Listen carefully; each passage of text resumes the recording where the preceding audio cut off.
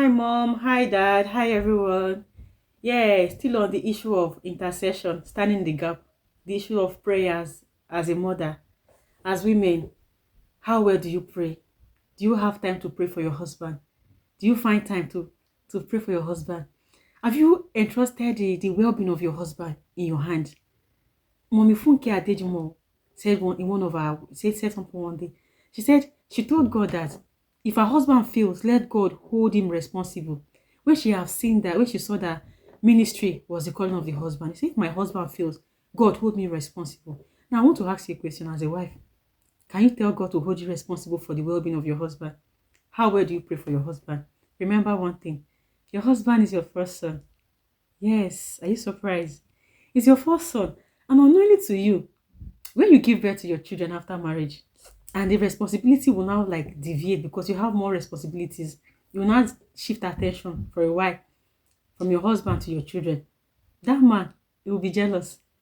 Most men are jealous of their children. They are jealous of the relationship between their wives and their children. They are especially their babies. When the baby is sucking, crying continuously, and you don't have time for a guy again, for your husband, he will be feeling jealous. At times, they are not bold enough to talk, to say it out, but the truth is, they are actually jealous of their children. Why? Because you are not balancing the equation. As a mom, you have to balance the equation. You have to see that man as your first son. You have to entrust everything that has to do with that man has to be in your hand. You have to. You see, some men when they get married to some people, ladies, because whatever happens to your husband when you are married is people they will hold. Apart from people, I think you are responsible to an extent. So some men, when they are doing well, you find that when they get married, things will start turning upside down. Now, who did they marry? And when things are happening like that, what do you do as a wife? What do you do as a mother to that man? What do you do? A lot of responsibility. God has entrusted responsibilities into our hands as mothers, as wives. Now, the work starts from your husband. After marriage, what happen? The wedding day, we will come and eat rice and go. That's when marriage really starts. So, what do you do as a wife? How do you have time for that man you call your husband? Do you spend time to pray for him? Do you pray for that wife, that husband? Sorry, do you pray for your husband? Yes, he might have hurt you in one way or the other, but do you really pray for him? You have to pray for him because God loves you as a wife, as a wife, especially when you are married wife, not a credit marriage. Oh. When you are the married wife of your husband, whatever you tell God concerning that man, God will honor. If you pray for him, God will answer. If things are not going well, and you say you with your from the depth of your heart, you pray, the Lord will hear you. So please, mothers, pray for your husband. Pray for your husband. Pray for your children. Now, motherhood, talking about motherhood. If you look at the Bible, the Shunammite woman in the Bible, when she had a child, she was barren for a while, and she was good to the prophet Elijah, and she was prophet Elisha, and the prophet asked, "What will I do for this woman?" And the servant Gehazi said, "She has no child." And the prophet went and prophesied and said, "This time next year, you have your child, your son." And God honored the word of the prophet, and God gave the Shunammite woman a son. And when they every new level, there's a new devil. That's just the truth.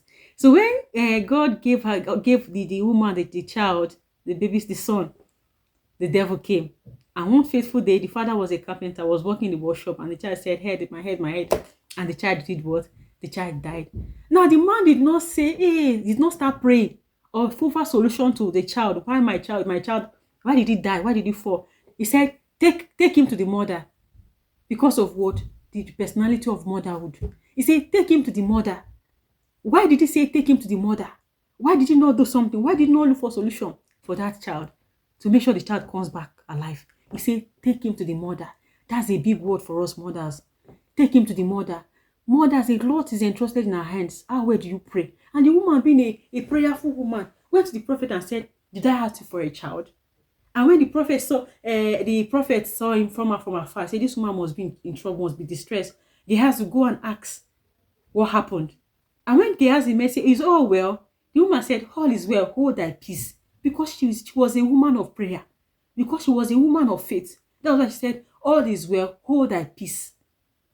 Yes, the story is long, and to cut the long story short, because of her faith, and she believed in God and the prophet God used the prophet to bring the child back.